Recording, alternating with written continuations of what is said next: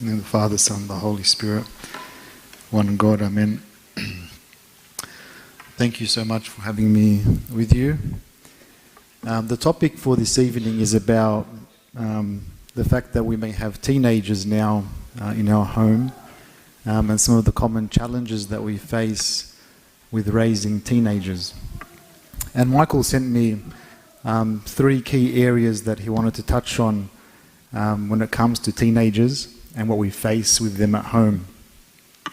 So rather than explaining to you these 3 aspects that Michael shared with me, I thought we'll have them displayed in the form of a skit, and then we'll provide some commentary on these scenarios that take place in our homes.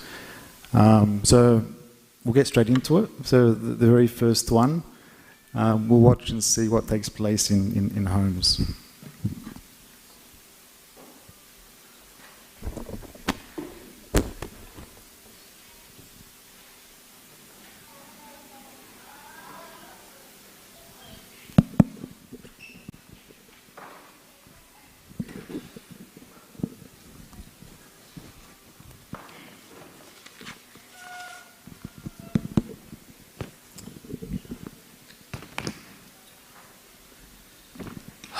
يعني كل يوم الله كريس ايوه يا بابا. بتعمل ايه يا ابني؟ انا بتشيل حديد يا بابا عشان عايز اكون وحش. كريس مفيش حاجه اسمها شديد، مفيش حاجه اسمها عضلات، مفيش حاجه اسمها كده. لازم تذاكر يا كريس. لازم اكون وحش يا بابا. يا ربي لازم تذاكر يا كريس. يا ربي سامحني يا رب، سامحني. كريس سيبك من الجيم، سيبك من العضلات، سيبك من الويتس. بليز حبيبي، بليز listen to me يا كريس، بليز. مش قادر يا بابا. بليز يا كريس. in the life the most important thing is مذاكرة. بس البنات في الكلاس بتسميني كتكوت يا بابا. ايه يا كريس؟ وايه يعني في كتكوت يا كريس؟ وايه يعني؟ بص الرجل بابا، دي رجل فراخ يا بابا. ايه كريس وايه يعني؟ لا انا هشيل حديد يا بابا. كريس فينيش. يا ربي يسوع يا ربي.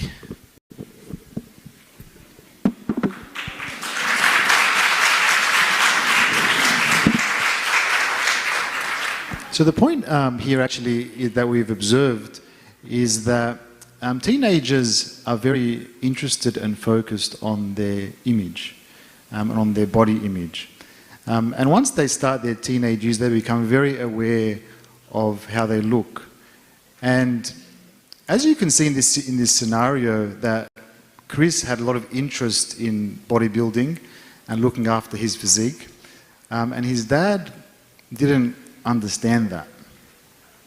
And I think this is actually a common problem that we have with teenagers, is understanding what's in their mind and understanding what's important to them and not being dismissive of what is important to them.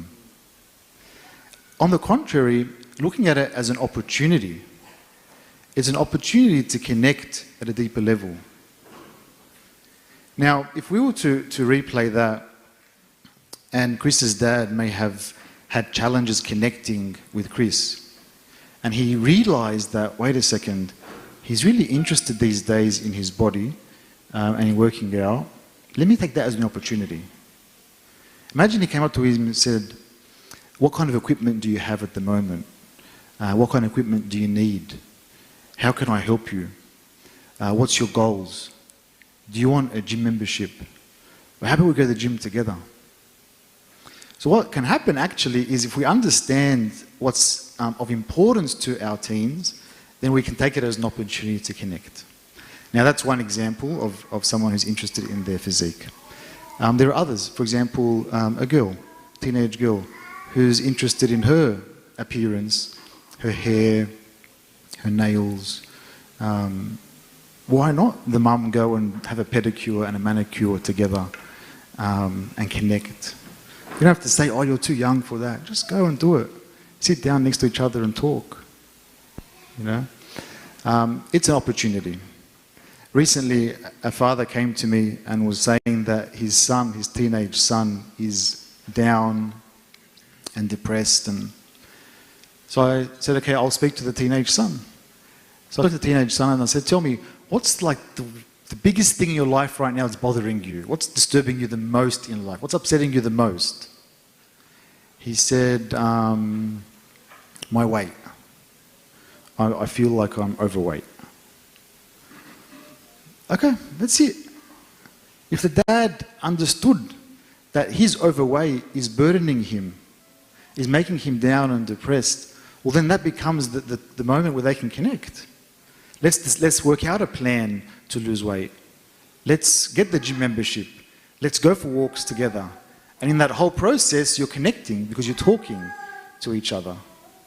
So the point here is try as hard as you can to understand what is running through the mind of your teenager and understand what's important to them. Because once you understand what's important to them, you can then address it and you can also connect.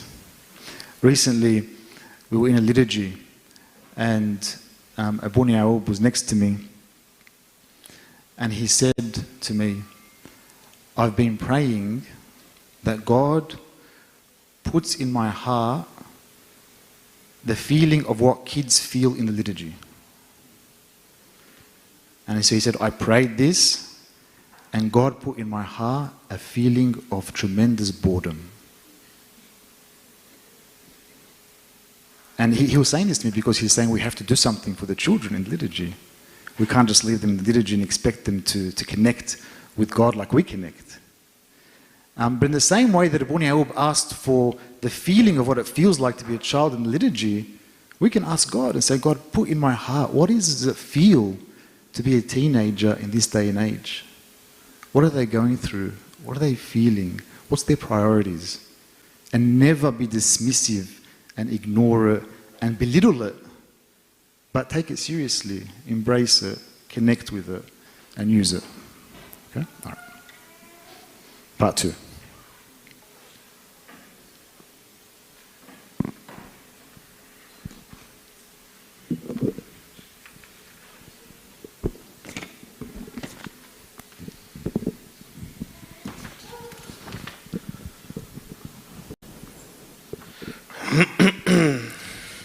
يا بابا يا كريس خلصت الاكزام.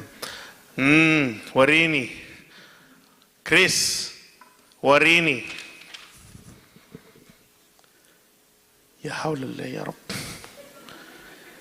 50%. بس انا مش عايز اكون دكتور يا بابا. كريس 50% يا كريس. يا بابا انا مش عايز اكون دكتور. كريس لا انا رحت الاكزام واحط اسمي على الاكزام هكون 50%. الله. كريس انت فعلا يا كريس تعرف كريس انا بروح كنيسه وكل يا ربي يا كريس انا بروح كنيسه وكل حد امير بيقول لي ابني دكتور وماجد بيقول لي ابني مهندس واسمه ايه بيقول لي ابني مش عارف ايه وابني فاشل كريس عشان خاطري كريس بليز انت يو امبارسم يا كريس بس عندي بايسبس كويس ولا بايسبس ولا غيره كريس بليز You embarrass me. I cannot walk في الكنيسة with my head high. مش أبدا. أروح walk في الكنيسة كده. يا ربي يا ربي يا ربي. كريس بليز. برا يا كريس. برا. سكواتس يا بابا. لا ولا سكواتس ولا غيره. برا.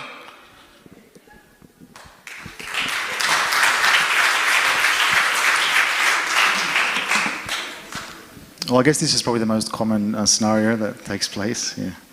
I think the point here is that we're trying to look at the pressure that parents feel and the stress that parents feel with what their children are going through.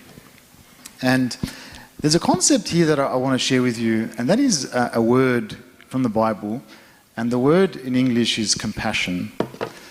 And the word compassion was a word that was only used in the Bible about Jesus. It was used only 9 times in the New Testament, and all 9 times it was about Christ or a feeling that Christ had before he performed the miracle.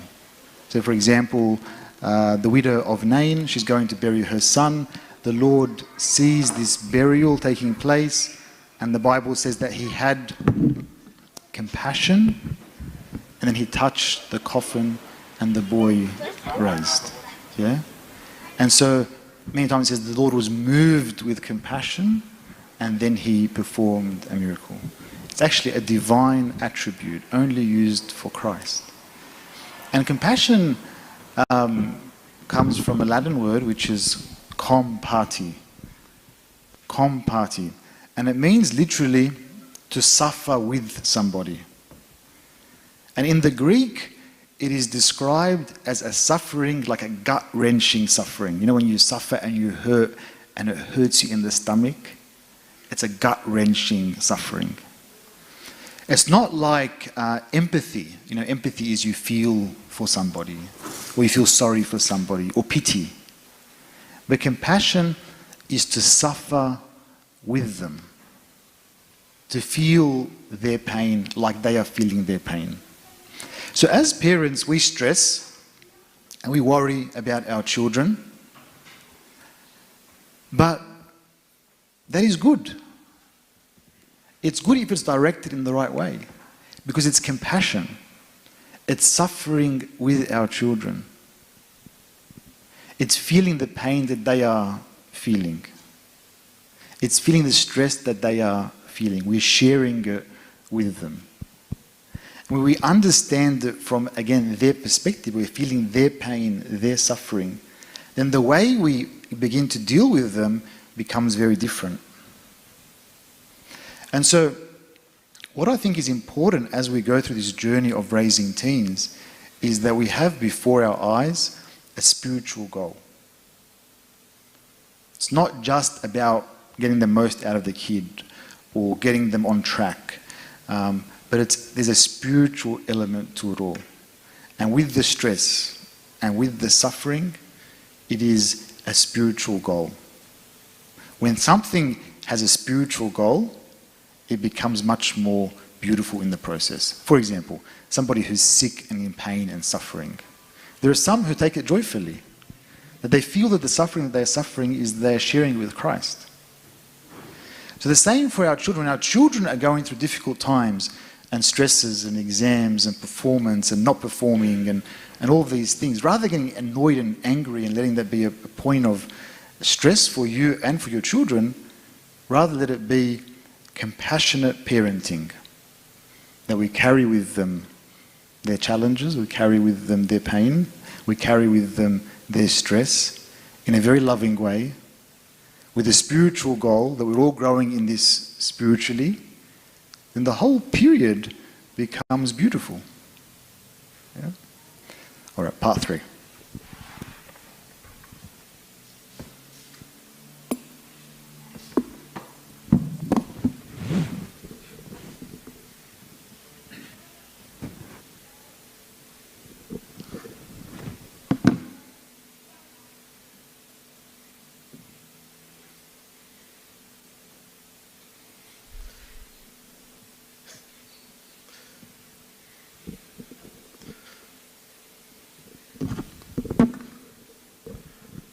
For the third part, please imagine a small child here sitting on the seat.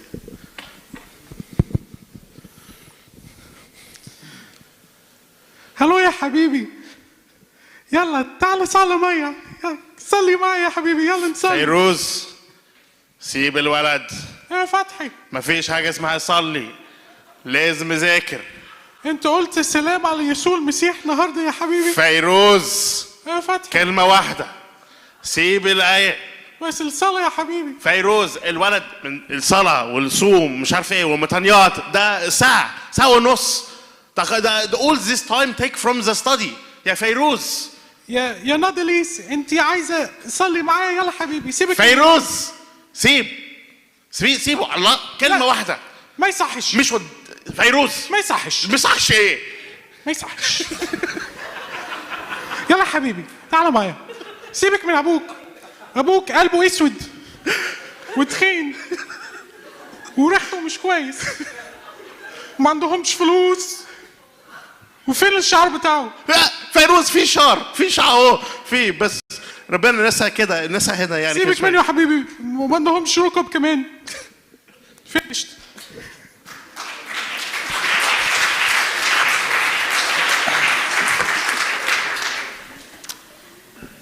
Thanks, guys. You can go now. Thank you.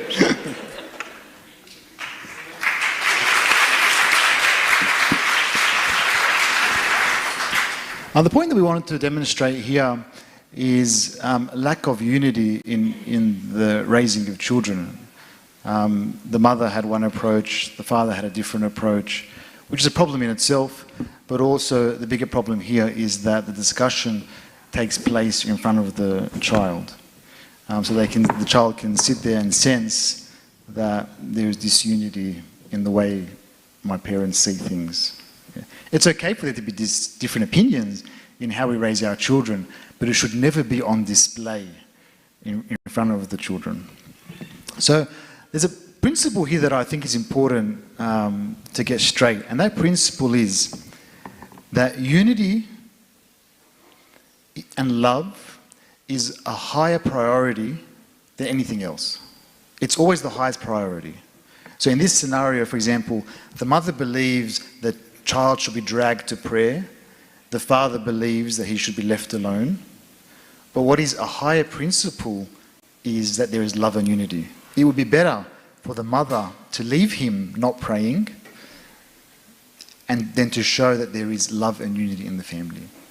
Because sometimes what we fight about are different opinions. The father believes that one way is better, the mother believes another way is better, and they're fighting about it, but actually the best way is that there just be love and unity. It's more important than what you're fighting about, if you understand what I'm trying to say. Yeah? So that's a key principle with raising our teens, that they always see unity. And if there's a disagreement, that can be discussed not around the children, in a way that is sharing discussion. You know, in every fighting sport, they fight, but there's rules. Like in boxing, for example, they're fighting. But there's rules to the fighting. So you can't punch below the belt. You can't kick. You can't use your elbow. You can't headbutt. There are rules to the boxing fight. And as couples, as husbands and wives, there are fights, but there needs to be rules around our fights. For example, we never raise our voice. That's one rule. We never say things to belittle the other person. It's another rule. We speak with love. It's another rule. We never do it in front of the children. That's the critical rule. So we can discuss and we can fight, but there has to be rules around the way we discuss and argue. Then when we come to the children, there is a unified approach. And even if something's taking place that I don't agree with, it's best to let it go, because what's important is that unity is more important than what I'm arguing about. All right? Okay, so they're the three areas that I was asked to look at. I was also sent some questions, and then if you have any other questions yourselves, we can take those as well. But I'll start with the questions that were sent to me.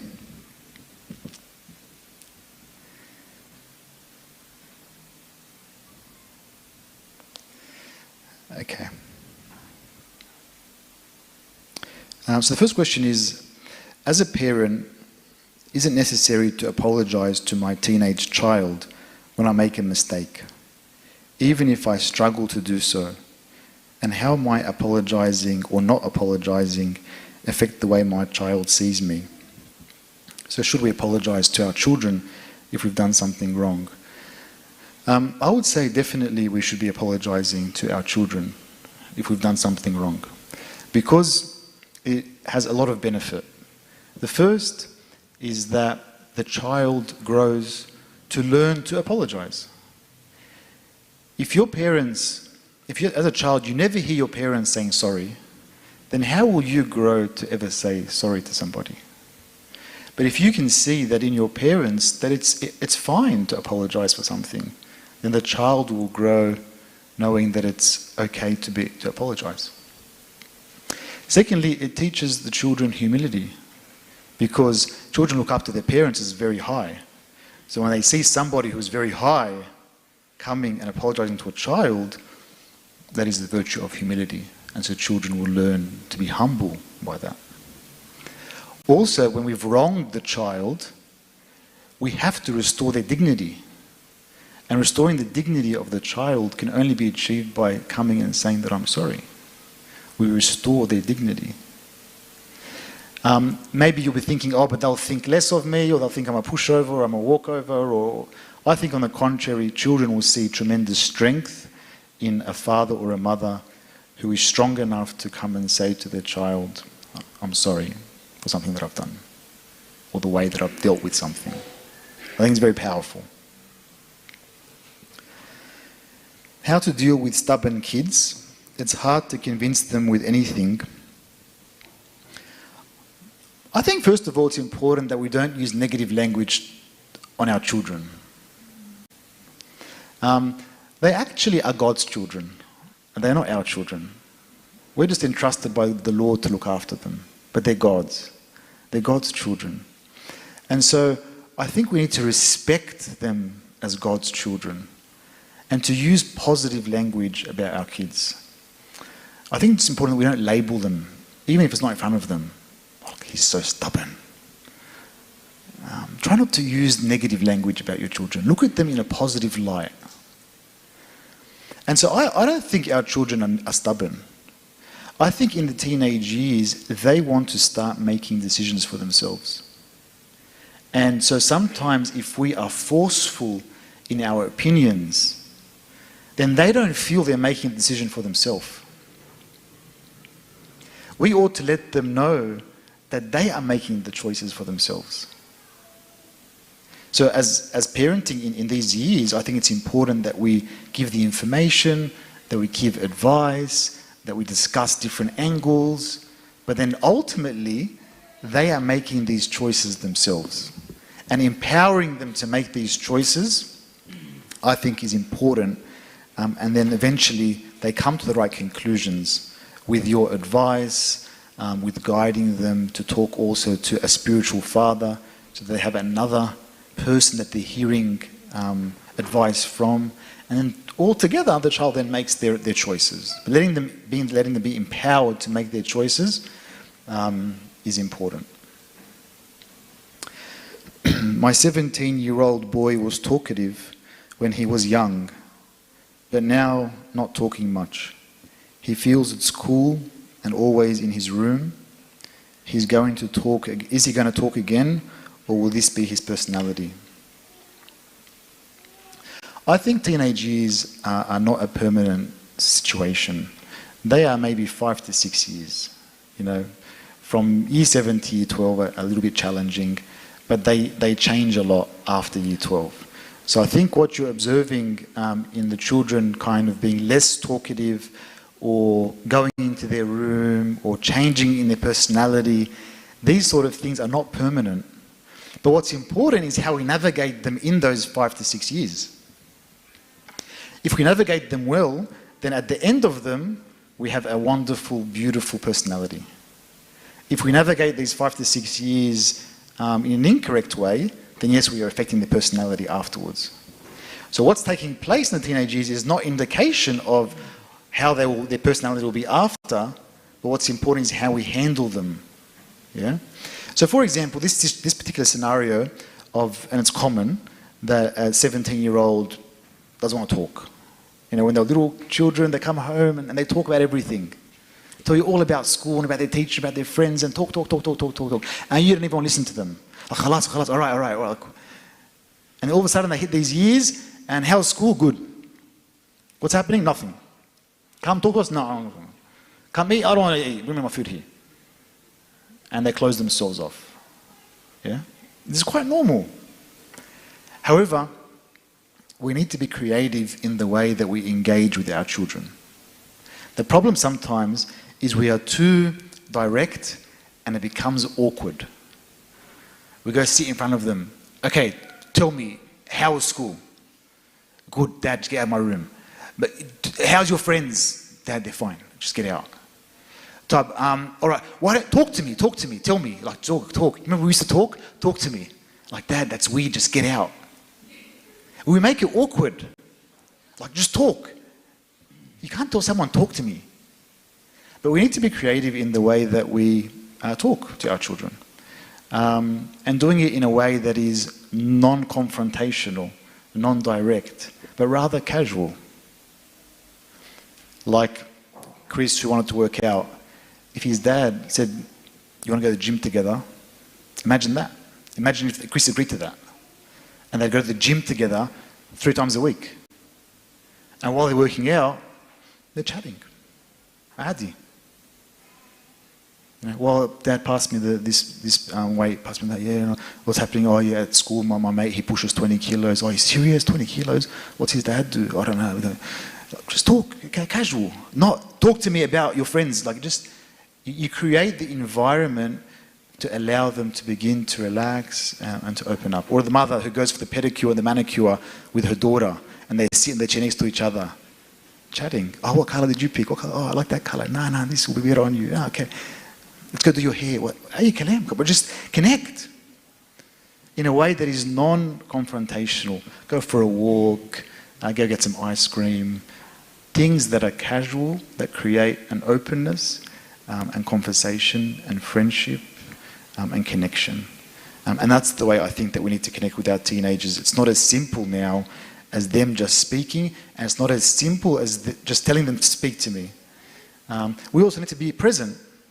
And we need to be, give them time. I had one father recently who told me that his son, the exact scenario, goes to his room, comes home from school, goes to his room, doesn't talk to anybody, and that's it. They have to give him the food in his room. So I spoke to the kid, and I said to him, what's something that your parents do that annoy you?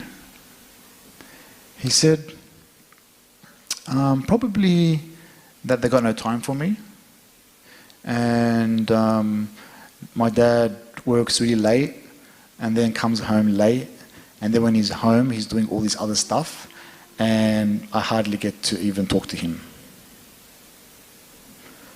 And I was so confused, because the father is saying to me, the kid's not talking. The kid is saying to me, my biggest problem in life is Dad doesn't have time for me. Now, I don't know what's happening in that house, but it's revealing that if the child doesn't feel that my parent has time for me or is interested to spend time with me, then they'll shut off even more. Oh, you're busy, do your thing, class. And then when Dad comes home at 9 p.m. and says, opens the door and wants to talk, no, get out, I don't want to talk now. Yeah. So I think we need to be present, we need to give the time, we need to create the opportunity and the space for casual discussion and friendship. My son's different personality and views lead to judgment from his peers in the community and their parents. He also judges them in return. I'm concerned he may leave our church after finishing school.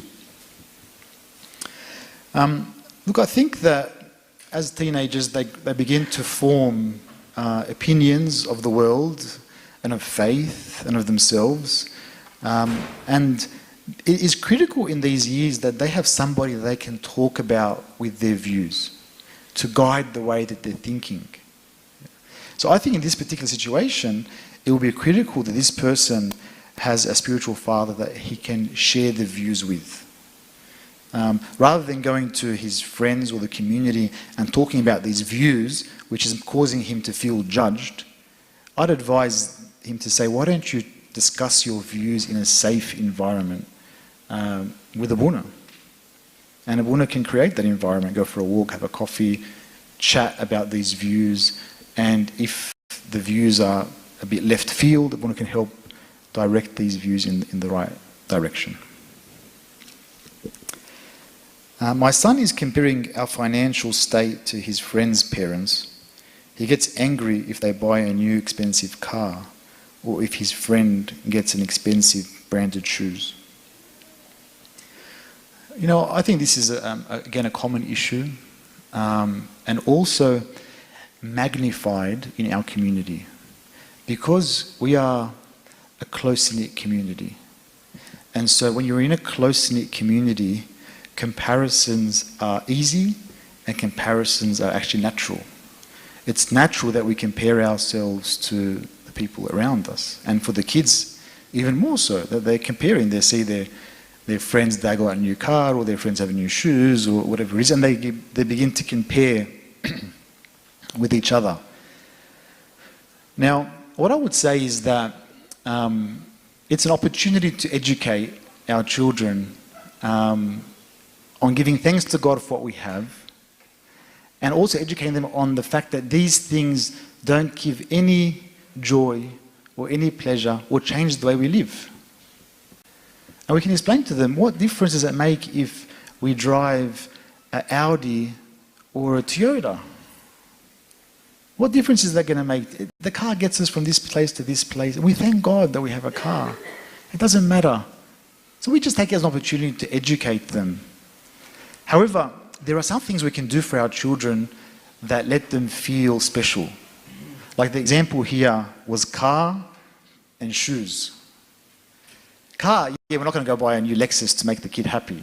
That doesn't matter. And that's the opportunity that we teach them, that that's not really important. But shoes, we could get them some nice shoes. You know, we could save up and say, you know what, you want a nice pair of shoes?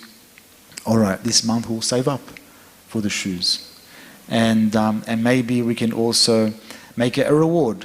You know, if you get certain results, or if you do a certain amount of work, then you'll earn the shoes. So it's still good to give them some luxuries, so they don't feel always that they're the ones that are missing out on everything, because there are some things in our control. I grew up with my parents. Obviously, my parents were very simple, not much wealth or anything like that. Living in a simple unit, you know, the usual migrant setup.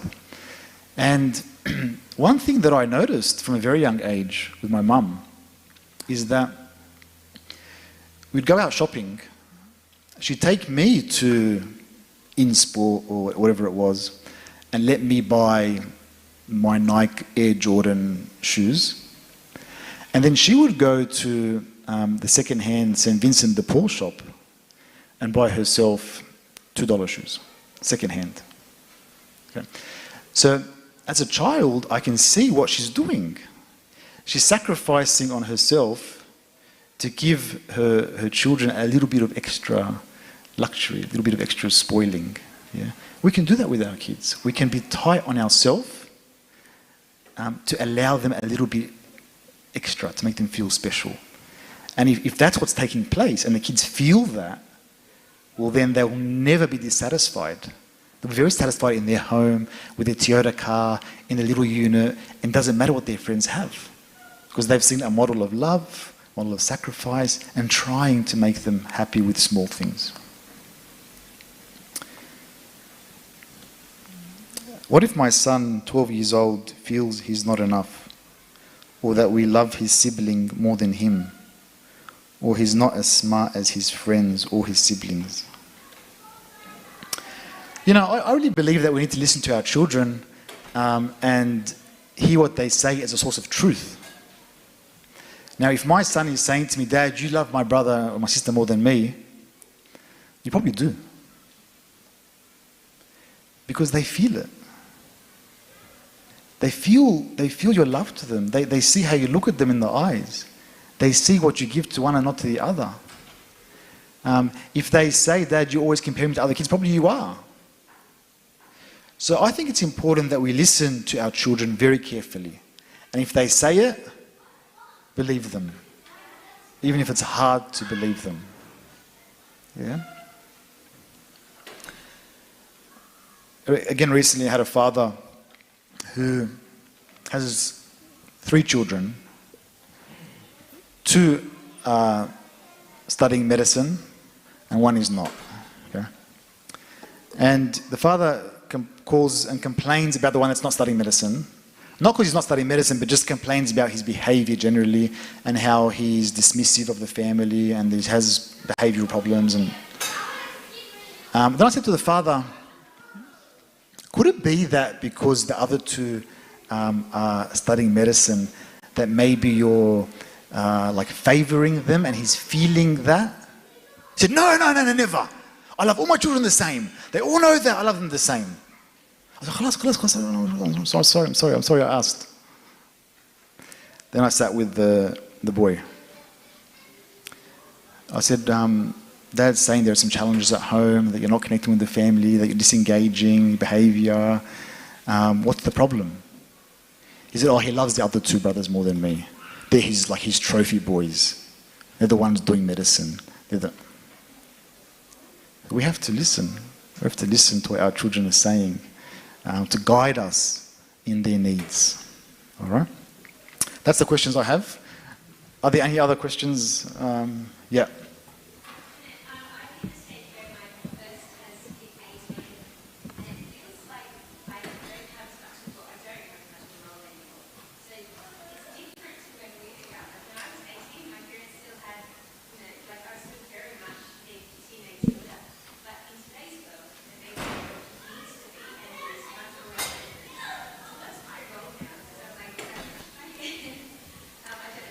Yes, the question is, so an 18-year-old, we start to feel that our role is diminishing in their life.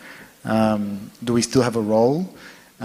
Look, I would say that we definitely still have a role because an 18-year-old is still observing mum and is still learning from your actions every.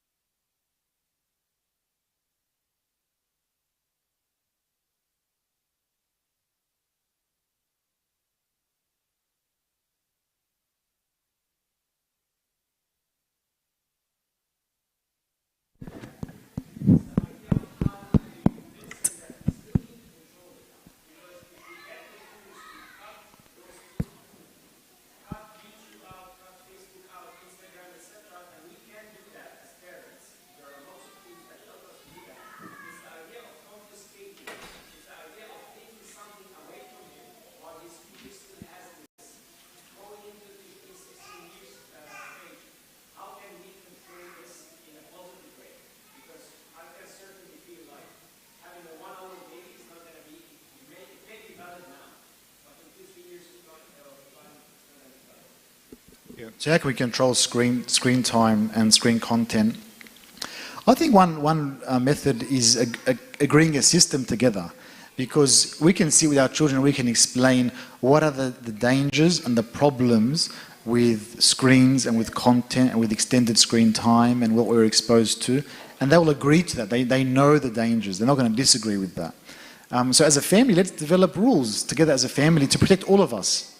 And those rules may be certain filters are in place. The screens are used for certain times. The internet turns off at night at a certain time. We don't have devices in our rooms. We put it here. And actually, we can all do it as a family. Even the parents can be part of those rules. So they see that it's not just on them, but we're all participating in these rules. But doing it in discussion and agreeing, so it's not forced on them, I think is a good outcome, if possible. Yeah.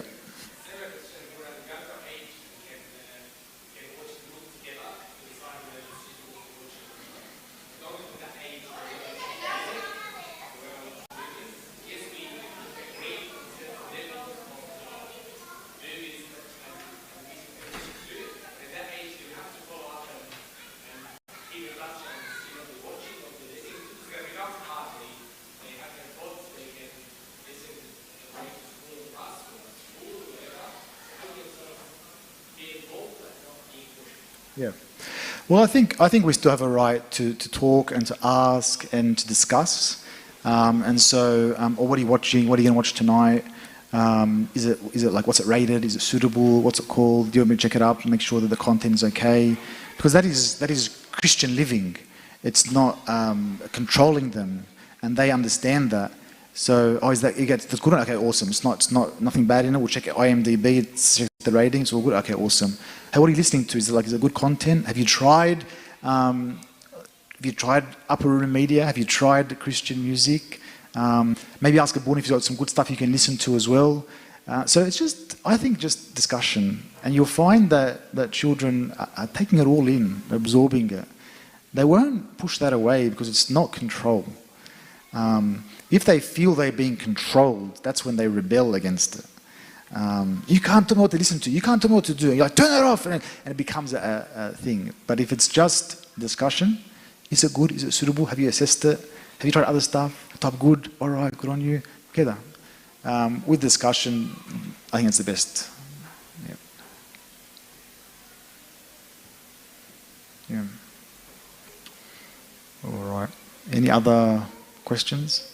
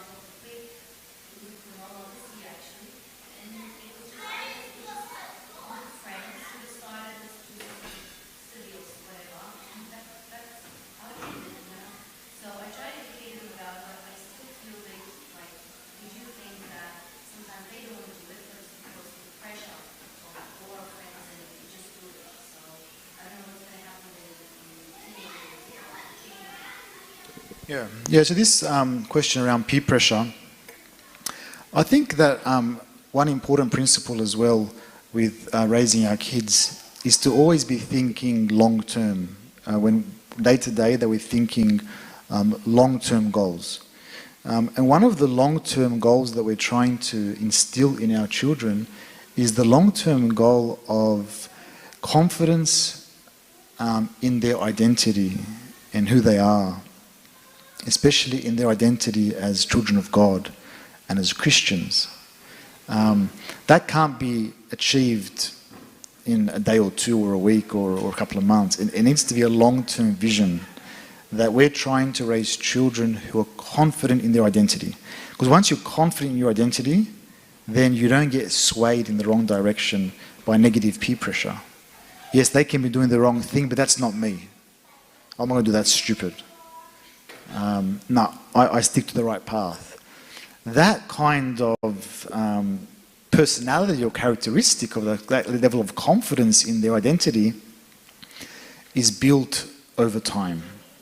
And when we have a long-term vision of our children, then day to day we try to bit by bit hit at those points to build that strength. So I would just say keep that as a long-term goal, and any opportunity along the way that you're always instilling in them the feeling that they are Christians, they are children of God, and that they should be very proud of that. That is their identity, and we stay strong in that, and nothing pushes us off that pathway. Then when they're faced with peer pressure, they can, no, I'm not going to do that, no, I'm going to do that. Yeah. So it's not a quick fix, but it needs to be on our minds a long-term goal.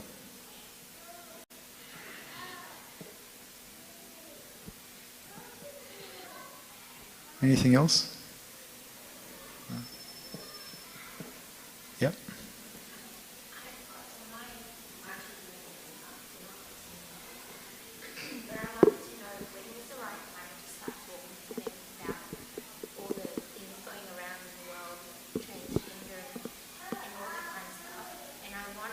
Approach it to her, obviously from a Christian perspective, and talk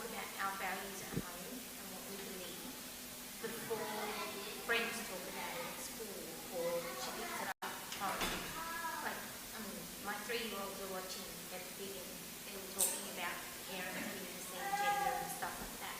So when is the right time to start talking to them before they get to the teenage years? So when's the right time to talk to our children about gender issues and all the fancy stuff going on in the world these days? I would say we can talk about it indirectly from a very, very young age by normalizing what is normal. So always talking about husband and wife, always talking about marriage, always talking about pure love. Because from a young age, they're growing up, that's what's normal. It's always built into them, that's what's normal. Then at a certain point, we can address things more directly. And at that point, probably I usually say around year 6 is the time where you can talk a bit more directly about things. But before that, indirectly, and I always talk to my kids about. I make up stories about a man who fell in love with a woman and they got married and they had children. We're watching a movie and someone gets married. We talk about, oh look, they fell in love and they got married, and husband and wife. And even if they kiss, I don't turn it off. I say, oh, that's the marriage kiss. And so they know when the kiss on the lips, that's the marriage kiss. It's for that. So I think it's just drilling in, that's what's normal. So normalizing what's normal, and then later on being a bit more direct about, no, that's wrong, that's weird, that's, yeah. All right, anything else? No? All right. Thank you so much, and ultimately, we pray that God guides us in raising our children, as they are His children, and He's the one that is raising them and looking after them, protecting them, and we are just in the Lord's hands. God bless you.